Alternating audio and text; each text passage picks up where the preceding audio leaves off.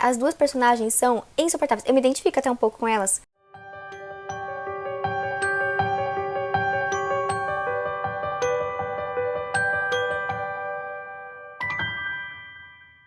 E aí, mundo, como vocês estão? Espero que esteja todo mundo bem.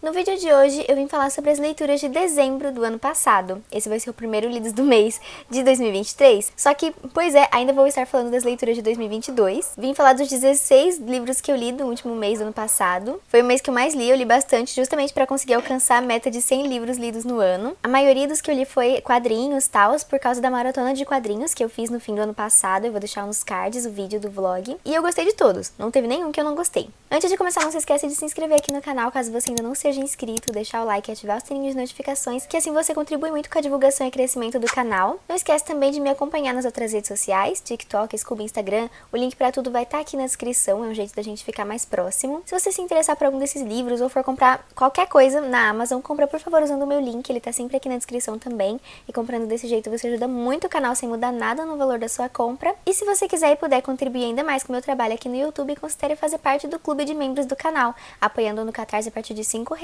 já tem direito a diversas recompensas, como grupo no Telegram, leitura coletiva, tem sorteios, a gente faz ligação. Não deixa de dar uma olhadinha depois. Começando agora a falar das leituras, né? Em dezembro eu li A Amiga Genial, da Helena Ferrante. Esse aqui foi justamente uma leitura coletiva, né, do clube de membros, porque ano passado cada mês a gente lia um livro de país diferente, aí esse aqui é um livro da Itália, só que aí esse ano de 2023 a gente tá fazendo outro esquema, outros temas. Agora em janeiro a gente tá lendo Devoradores de Estrelas, e a gente vai decidir agora qual livro que vai ser a nossa leitura de fevereiro. Então se você quiser ajudar a gente a decidir, já apoia pra entrar no grupo. Esse daqui é o primeiro volume de uma tetralogia, são 4 livros, que é meio que um romance de formação. A gente vai acompanhar a história de duas meninas desde que elas são crianças até elas já serem idosas assim.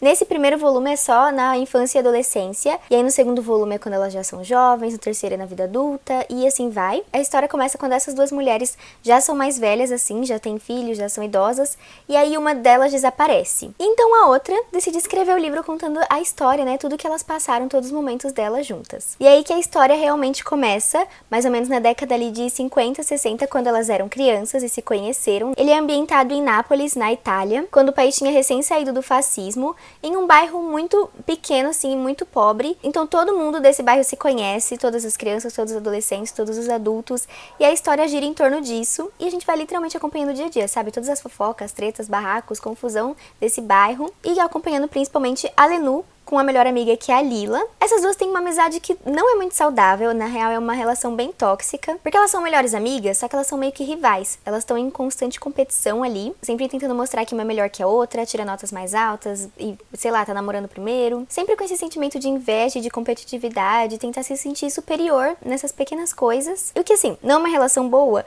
só que é uma coisa que é comum entre crianças, assim, entre pessoas que foram criadas juntas, cresceram juntas. Eu, inclusive, lembrei muito da minha relação com a minha prima quando eu era criança. É uma relação, uma tentando sempre superar a outra, só que ao mesmo tempo se inspirar na outra. Nossa, toda essa dinâmica dessas duas personagens é muito bem construída e muito real. A Lenu simplesmente idolatra a Lila. Apesar dessa tensão entre elas, elas dependem uma da outra, né? Ao mesmo tempo elas têm essa conexão muito forte, são realmente muito próximas, e sinceramente nada tira da minha cabeça de que a Lenu é apaixonada pela Lila. Ela é muito obcecada, não tem condições. E a gente acompanha elas crescendo aí nesse bairro, elas são personagens muito bem construídas, as duas são extremamente inteligentes, só que com inteligências diferentes, e cada uma vai fazendo escolhas, né, cada uma tem oportunidades muito diferentes, e é muito interessante ver como elas amadurecem aqui nessa história, né, porque como eu falei, vai da infância pra adolescência. É bem gradativo isso, a gente vai vendo as mudanças de interesse em cada fase, e os assuntos que vão sendo abordados também vão sendo introduzidos aos poucos, tipo, quando elas passam a ser adolescentes, assim, ter mais sabedoria, elas vão entendendo mais sobre política, e aí vai ter mais um contexto político da época aqui. É uma ficção histórica também, né, porque mostra muito como era o país na década de 60, principalmente como era a vida das mulheres nessa época, como a situação era precária, como era difícil estudar e como tinha muitas imposições sociais, mulheres tinham muito menos oportunidades, além de ter muita coisa preconceituosa silenciosa aqui nesse livro, bastante coisa racista, gordofóbica, homofóbica e machista, né, principalmente. Mas é mais uma contextualização dos pensamentos, assim, da época. E é isso, sabe? É um livro pra gente conhecer o ínfimo dessas personagens e entender a relação entre elas, quem elas eram, pra gente conseguir saber o que aconteceu com elas no presente, né? Porque que uma fugiu, uma sumiu, tal. A Lenu, ela é uma narradora não confiável, porque ela tá contando as coisas do jeito que ela se lembra, né? Conforme ela sentiu. Então tem muita influência, assim, dos sentimentos dela nas lembranças da infância. Às vezes não foi exatamente daquele jeito que aconteceu. E conforme ela conta a história, ela acaba passando uma visão meio ruim da Lila pra gente, né? E como é o único ponto de vista que a gente acaba também tendo um certo ranço de tabela dessa personagem. Porque, cara, ela contando aqui na história, parece que a menina é uma filha da puta, sabe? Só que a realidade é que as duas são insuportáveis. As duas personagens são insuportáveis. Eu me identifico até um pouco com elas. Quando a gente tava conversando sobre esse livro no grupo, eu até mandei. Elas são muito insuportáveis, mas eu queria ser igual. Não sei explicar, mas esse livro faz isso com a gente, sabe? A escrita do livro é muito boa, é incrível. Ela é fluida também, desde o início eu já me senti presa, assim, na história. Diferente de outros livros dessa autora que eu já li, que eu não achei nada fluido, achei bem parado. A ambientação é impecável, os personagens muito bem construídos, a escrita é perfeita. Só me incomodou um pouco porque ele tem muitos personagens, tipo, muito mesmo. Assim, era a intenção do livro, né? Porque vai contar todo o esquema do bairro ali, né? A relação das protagonistas com cada um do bairro. Só que, cara, teve um dia que eu dei uma pausa pra fazer uma outra leitura, quando eu voltei eu já não lembrava mais quem era quem. No início tem, né, uma lista dos personagens e tal. Às vezes essa lista se faz realmente necessária, porque é muita pessoa pra gente lembrar. E assim, acho que não é tão necessário a gente ter certeza de quem é quem, sabe? É só saber as fofocas mesmo, saber dos barracos. Mas eu indico mais ler o livro direto, porque a gente vai estar com a memória fresca. Eu tô até preocupada, porque quando eu for pegar o segundo, a continuação pra ler,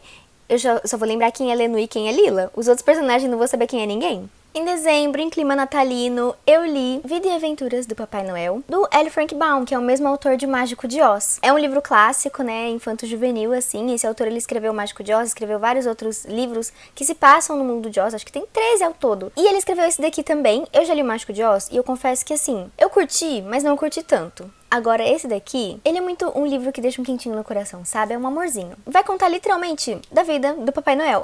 Vai explicar como que o Papai Noel surgiu, assim, como que ele nasceu. Vai contar desde a infância dele até ele virar velhinho. E realmente criar isso, né? De entregar presentes todo dia de Natal. De uma forma fantasiosa e fofa. Vai contar e explicar como que surgiram cada mito, cada elemento, cada mínimo detalhe realmente. Por que que o nome dele é Papai Noel? Por que que ele só entrega presente dia 25 de dezembro? Por que que ele entrega presente? Por que que é só para as crianças? Por que que tem meia? Por que que tem árvore de Natal? Por que que tem renas? Por que que tem sino? Cada coisinha tem um capítulo específico. Os capítulos são meio que mini episódios, assim. E é super tranquilo de ler. Ele é muito rápido. Tem pouquinhas páginas, né? Dá pra gente ler super rápido. A escrita é realmente voltada mais pro público infantil. Então, apesar de ser um clássico antigo, não tem palavras difíceis. É bem facinho de entender. E é bem gostosinho também de ler. É fofo demais. É muito confortável, assim, sabe? Um livro confortável. Assim, pode ter pessoas que não vão gostar por não ser o público-alvo, assim, quem já tá adulto e tal. Só que de clássico infantil, eu achei ele muito bonitinho, gostei demais. Tipo Peter Pan, foi tipo um Peter Pan pra mim, só que eu ainda prefiro Peter Pan. Ele tem frases lindíssimas sobre pureza, sobre bondade.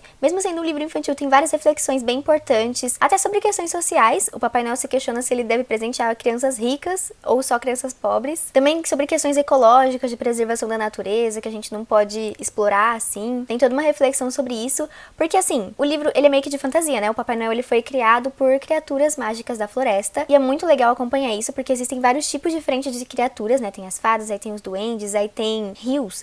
São várias criaturas diferentes e cada uma vai comandar, controlar coisas diferentes na floresta. Uma é das flores, aí outra é dos animais, outra é das árvores. Eu achei uma história extremamente criativa, achei muito original a explicação que o autor inventou pra cada coisinha do Natal. Inclusive a tradução também tá muito boa, porque tem algumas coisas assim que só fariam sentido no inglês por conta da escrita da palavra, só que aí a pessoa que traduziu, quem foi? Quem traduziu a história foi a Camila Fernandes, e aí tem um conto extra no final, que foi traduzido pela Carol Chiovato. As traduções são muito boas porque elas conseguiram associar coisas que fariam sentido realmente no português. O conto que tem no final, né, que se chama O Sequestro do Papai Noel, ele inspirou o filme O Estranho Mundo de Jack. O Jack Frost aparece nessa história aqui também. A edição toda tá belíssima, lindíssima, ela é toda verde por dentro. No início tem um lugar pra gente colocar Este Livro Pertence a... Vou colocar meu nome aqui depois. Tem várias ilustrações. Enfim, é uma história linda, mágica, que eu amei ter lido assim no Natal. É uma ótima história pra você contar pra criança e tal. E mesmo se você não for criança, porque eu amei mesmo adulta. Outra leitura de dezembro foi esse quadrinho aqui que se chama Suzette, é do Fabien Tomé, que é o mesmo autor de Não Era Você Que Eu Esperava, um quadrinho bem renomado. E eu gostei desse, só que de todos que eu li em dezembro, acho que esse foi o que eu menos gostei. Suzette é o nome da protagonista, né? Ela é uma senhora que já tá na casa dos 80 anos e ela acabou de virar viúva, né? Perdeu o esposo, com quem ela foi casada por mais de 50 anos. E a história começa justamente no velório dele, quando ela tá conversando ali com a neta dela, que também é uma protagonista aqui na história. E aí, conversando ali, ela acaba revelando que ela nem consegue se sentir triste pela morte do marido. E ao mesmo tempo que a gente acompanha essa relação que chegou ao fim da avó, a gente também acompanha uma relação que tá no início, que é a da neta. A neta dela, que é a Noemi, ela acabou de se mudar pra um apartamento pra morar junto com o namorado. Eles já namoravam há alguns anos, mas é só agora que eles decidiram morar junto. E eles vão decidir móveis e começar realmente essa convivência, vivendo um com o outro no mesmo ambiente. E a gente vê os dilemas, né, as dificuldades do dia a dia desse relacionamento que tá basicamente no início. E ela e a avó se ajudam muito mutuamente. Ela ajuda a avó em questões amorosas, a avó também sempre dá conselhos pra ela. Elas têm muito essa troca de experiências e de diálogos, que é muito interessante acompanhar, porque são mulheres que cresceram em épocas totalmente diferentes, têm pensamentos assim, enraizados, que são totalmente diferentes. A gente vê muitas questões aqui de casamento arranjado, né, que como o casamento era uma imposição social antigamente, na época que a avó dela era jovem, de como o divórcio era visto, do machismo enraizado na sociedade. E aliás, isso me incomodou um tiquinho, porque tem muitos diálogos assim, que traz isso como pauta do nada, assim, elas estão conversando de boas, aí do nada a menina,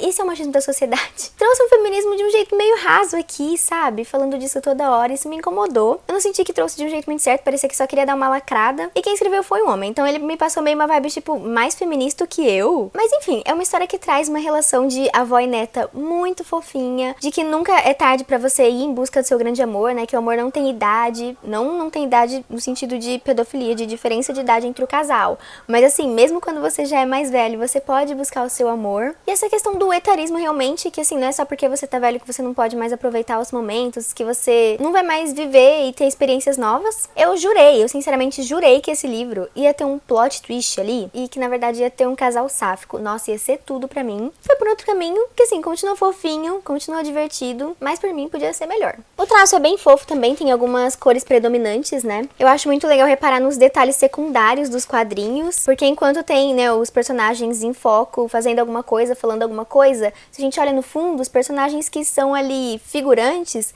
também estão fazendo alguma coisa, tal. Isso é bem legal. Uma coisa que eu não gostei, na verdade, é que não dá pra saber quando tá de noite. O céu nunca tá escuro, e aí ela tá lá, parece que é de dia, e do nada ela fala, já são 10 horas da noite. Eu fico, oxe, mas o céu tá claro. Só que eu não sei se isso é uma coisa, assim, da França, porque eu já consumi outras séries, outras histórias que são da França, e o céu também nunca tá escuro. Enfim, é isso, uma história bonitinha que vai falar de relações amorosas em várias fases e também relação vó e filha. Vó e filha não, vó e neta, errei. E aí, os outros 13 livros que eu li em dezembro foram tudo histórias em quadrinhos, mangás, HQs, que eu li em vlog. No vlog, né, da maratona, que como eu falei vai estar aqui nos cards. Por isso eu não vou me aprofundar muito neles, assim, não vou falar muito. Até porque senão vai ficar um vídeo basicamente igual ao vlog. Quem quiser saber a minha opinião mais aprofundada, minhas reações, lendo, assim, o que eu tava achando, é só ir lá ver o vlog depois. Mas enfim, nesse vlog eu li esse daqui que foi o meu favorito aí dessas leituras, esse aqui chama O Peixe Mágico. Nessa história a gente tem esse protagonista, que ele é filho de refugiados vietnamitas. Ele tem uma relação muito próxima, muito bonita ali com os pais, e toda noite eles contam histórias, contos de fadas, né, fantástico um pro outro, principalmente pros pais treinarem o inglês, porque como ele cresceu nos Estados Unidos, ele fala muito bem inglês, já os pais falam melhor vietnamita, e aí é que tá o impasse, né, porque ele quer se assumir pros pais, só que ele não sabe como fazer isso em vietnamita, e aí ele tem esse receio de não encontrar as palavras certas, de os pais não o aceitarem, e aí que essa história vai começar a se entrelaçar com o conto de fada, porque a gente meio que tem 3 narrativas diferentes aqui. Tem a história assim que se passa no presente, né, nos anos 90, quando esse menino é adolescente. Aí tem, assim, em azul, que é justamente os contos de fada, né, um contando pro outro a versão vietnamita da Cinderela, da Pequena Sereia. E tem, assim, em amarelo, que são as lembranças, né, as memórias da mãe dele, na época em que ela estava vindo do Vietnã para os Estados Unidos. Então esse livro vai abordar diversos temas de uma maneira muito delicada, muito bonita. Toda essa questão sobre você ser imigrante, só que não é isso de um jeito como o foco principal da história, é mais, assim, essa questão cultural, porque a mãe tenta manter alguns hábitos de quando ela era do Vietnã, mas já o filho cresceu nos Estados Unidos, e também a saudade, né, ela sentir falta da terra dela, dos familiares. Muita exploração de vários sentimentos aqui que são descritos de um jeito bem real, e principalmente sobre essa maneira que ele encontra pra se abrir pros pais dele, né, pras pessoas que ele ama, que é através dos contos de fada. E o jeito que a mãe dele mostra como ela se preocupa com ele através disso é muito lindo. E eu amei acompanhar as histórias, né, os contos de fadas na versão do Vietnã, porque é muito mais sombrio. Tem muito mais camadas, assim. Eu também li essa série de mangás aqui, é Another. É uma série fechada em 4 volumes, é de terror e mistério. E eu achei muito legal. É assim, a gente tem um protagonista que ele é aluno novo em um colégio. E nesse colégio parece que existe uma maldição.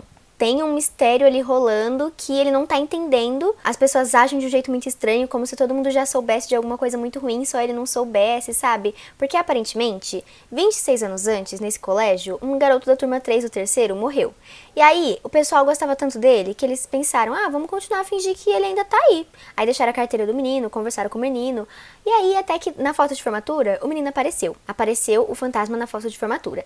E aí, desde então, surgiu uma maldição nessa escola, que só acontece na turma 3 do terceiro, que é justamente a turma do protagonista.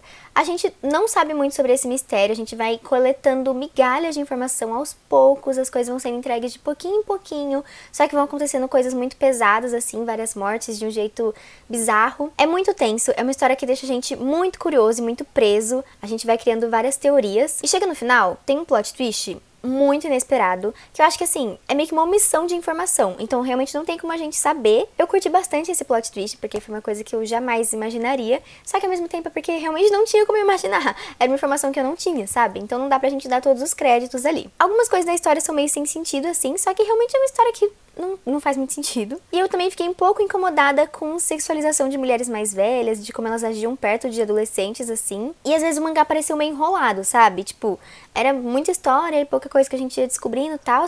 Só que mesmo assim eu gostei muito mesmo. Gostei da construção do mistério, né? Da ideia dele e da resolução. Eu li também Pele de Homem, é outra história francesa. Aqui a gente tem uma história meio medieval, assim, né? Que se passa em uma época que existiam príncipes, princesas. A gente acompanha a protagonista, que é uma princesa, e ela foi prometida para casamento pra um cara ali, só que ela quer pelo menos conhecer o cara antes de se casar com ele. E ela vai passar as férias na casa da madrinha, e a madrinha mostra pra ela uma herança, né, de família que elas têm, que é uma pele de homem, uma pele que ela pode vestir e sair andando como homem por aí. E é assim que ela vai, né, ter essa vivência de homem e ter muito mais liberdade, né? Óbvio que quando ela tá como homem, ela pode agir como ela quiser, ela pode ser quem ela realmente é, e assim também conhecer o cara, né, que ela vai casar. E vai trazer justamente essa crítica, né, de desigualdade de gênero, de imposições sociais para as mulheres e de machismo na sociedade. Tem também questões de fanatismo religioso, né, porque o príncipe, que é irmão dessa princesa, ele é um padre que é fanático e só fala bosta. Mas além disso também fala muito de sexualidade, que aí é um detalhe da história que eu não vou contar aqui, porque é interessante a gente descobrir aqui quando vai ler. Mas enfim, ele vai trazer todas essas questões, discutir tudo isso de um jeito bem humorado, divertido, bem criativo. É uma história engraçada. Trouxe vários temas relevantes assim, só que de um jeito bem engraçado. E é pra maiores de 18, tá? Tem também esse aqui que é uma história nacional, chama Dora, da Bianca Pinheiro. É meio que um drama com um terror psicológico. A história começa com uma investigação. A mãe da Dora tá conversando com um policial. O policial tá acusando a Dora de ter matado 15 pessoas.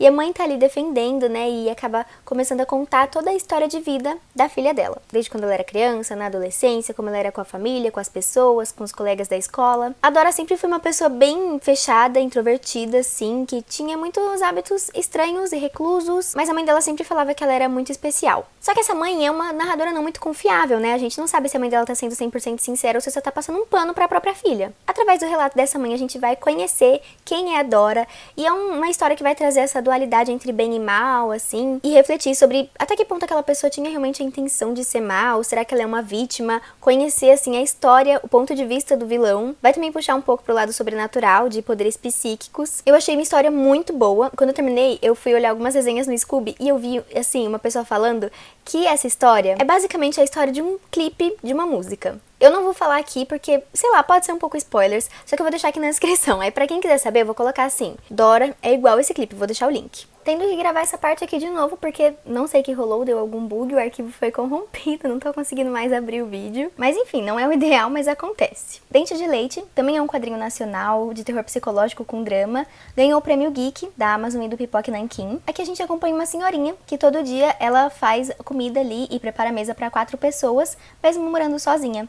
Ela mora sozinha em uma casa super afastada, assim, meio que no meio da floresta. E a gente vai vendo nessa rotina dela, o dia a dia, enquanto ela vai trazendo lembranças, confundindo memórias, né, confundindo o irmão com o filho e enlouquecendo. É justamente ela pensando, assim, sobre o passado dela, que foi super traumático, enquanto ela vai ficando maluca. Às vezes tem alguns flashbacks também, e aí a gente vai aos poucos conhecendo, né, o que aconteceu na vida dela, no passado dela, na infância dela, e como isso afetou quem ela é agora. É uma história bem melancólica que fala de remorso, de luto, de traumas, de problemas familiares, assim, falta de afeto dos pais com a criança, né, na infância, e principalmente de maternidade compulsória e como essa imposição social afeta o psicológico da mulher. Tem toda uma reflexão, uma coisa bem pesada, é uma história muito pesada. Tudo de um jeito muito impactante, assim, né, tem os escritos, os textos, os diálogos, é de um jeito bem profundo, bem bonito, o texto muito bem escrito, e no final tem uma reviravolta, uma quebra de expectativa, assim, que eu até me assustei. Lavagem do Chico, mais um nacional de terror psicológico e mais uma história que é muito, muito, muito pesada mesmo. E eu acho ela bem surrealista, assim, acho que cada um tira um entendimento diferente do que acontece aqui. Os protagonistas são um casal, assim, que moram no Mangue, uma região muito afastada, e eles têm uma rotina muito repetitiva que não tem escape. Ele é cuidador de porcos e ela cuida da casa, e por ela ser uma pessoa que é, assim, muito presa dentro da própria cabeça, por conta de todo o isolamento físico e mental dela, ela desenvolve um vício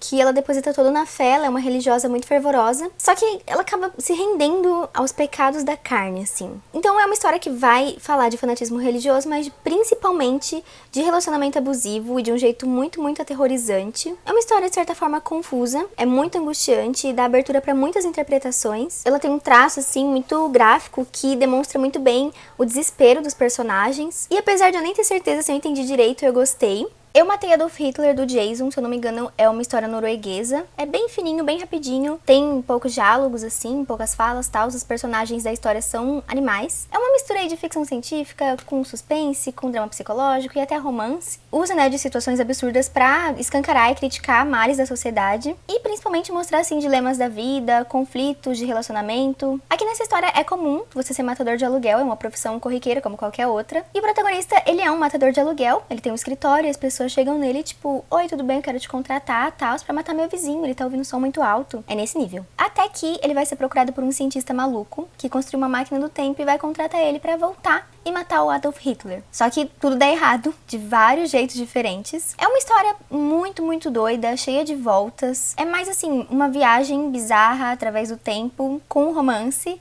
do que realmente sobre o Hitler. Tem mais isso como pano de fundo pra trazer a reflexão de por que o cara foi voltar no passado pra matar o Hitler, sendo que as pessoas já estavam matando umas às outras de maneira banal, assim. Esse mundo já tava um caos. E será que se ele voltasse e matasse o Hitler, ia realmente fazer alguma diferença no presente? Ia alterar a realidade ou o mundo ia continuar o mesmo? Nessa maratona eu li esses dois quadrinhos aqui do Jeff Lemire, que é um quadrinista muito consagrado. Apanhadores de Sapos é uma que eu não tava dando nada, mas me surpreendeu. Ela começa de um jeito bem confuso, que a gente não entende nada, assim, só tem um menino que tá indo caçar sapos em um lago, e aí do nada parece que ele é transportado, e a gente vai parar em um hotel aparentemente abandonado, e aí tem um velho que acorda lá do nada, e é nessa doideira que começa mesmo, a gente vai sem saber de nada, e é uma história que vai conquistando a gente aos poucos a gente vai entendendo o que cada coisa quer dizer. Tem um tema que é até um pouco clichê, só que ele foi bem trabalhado, e por isso mesmo sendo uma história que a gente já viu outras vezes, que é simples e direta, ela não deixa de ser boa e tocar a gente. Aborda vida, morte, envelhecimento, aceitar o passado e coisas que a gente não pode mudar, apesar de a gente ficar com esse sentimento, né, de que, devia ter aproveitado melhor tal coisa, com esses arrependimentos. Também algumas questões de paternidade, porque o protagonista é pai, e traz tudo isso de um jeito básico, assim, e bem rapidinho, e mais, assim, com desenhos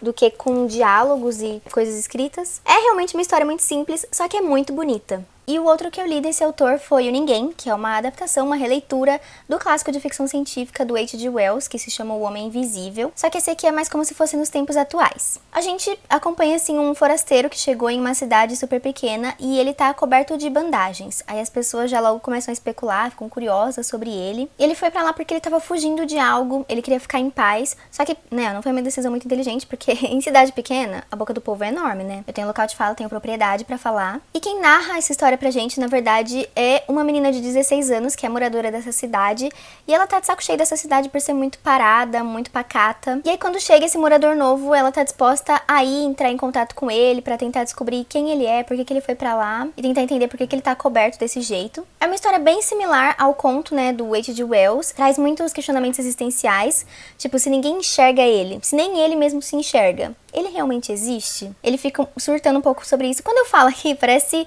uma coisa meio da boca pra fora. Só que lendo, a gente entende muito mais esses sentimentos conflituosos que ele tem. Também sobre questão de poder, assim, se ele consegue cometer crimes e sair impune, ele deve realmente se aproveitar dessa liberdade que ele tem? Ele deve agir dessa maneira corrupta? Aliás, o que seria corrupto nesse caso? E como a gente agiria se a gente estivesse no lugar dele e fosse invisível? O que a gente faria? Ele vai pra um caminho bem trágico no final, que me deu um aperto no coração. E daí, por último, foi uma releitura, né? Um livro que eu li de novo, Honor of, volume 3, de A1. É um manhwa, uma história em quadrinhos coreana, que é fechada em 4 volumes e eu amo muito. O primeiro volume me fisgou. O ponto principal da história é o relacionamento de um universitário e um CEO. Eles vão trabalhar ali na mesma empresa, então tem várias questões de relação no trabalho, vários conflitos, principalmente porque é um enemies to lovers, né? Eles começam meio que se odiando, eles têm opiniões e preconceitos muito errados um sobre o outro. E o relacionamento que eles têm vai amadurecendo, vai se desenvolvendo de pouquinho em pouquinho. Traz vários assuntos relevantes de um jeito bem delicado. É uma história muito fofa, tanto a relação deles com outros personagens, assim, colegas de trabalho, os amigos. Os personagens secundários são muito legais, é uma história muito engraçada, muito divertida. Também tem drama, também tem partes hot, né? É uma história para maiores de 18. Eu acho muito completinho, muito perfeitinho, a série como um todo, né? Porém, esse volume 3 aqui, como eu falei, eu li de novo e eu não tive a mesma experiência de quando eu li pela primeira vez. Quando eu li pela primeira vez eu gostei demais, porque nesse aqui a gente tem mais o ponto de vista do CEO, antes era mais só do universitário, e aí nesse a gente consegue saber o que o diretor tá pensando, o que ele tá sentindo. E eu, real, continuei gostando muito desse aspecto, só que eu curti menos a história. Pareceu mais um romancinho clichê e básico, assim, pra mim. Eu não sei explicar, não sei identificar o que foi que eu gostei menos. Não que eu tenha achado ruim, na verdade eu continuo gostando, só que não teve o mesmo encanto de quando eu li pela primeira vez. Eu não acho que seja tão bom quanto os primeiros volumes, principalmente quanto o primeiro volume. Enfim, gente, essas foram todas as minhas leituras do mês de dezembro de 2022. Me contem aqui nos comentários se vocês já leram algum desses livros, se vocês gostam ou não, se vocês têm interesse em ler algum desses, quais foram as leituras de vocês, né, de dezembro, se vocês ainda lembrarem. Espero muito que vocês tenham gostado e até o próximo vídeo.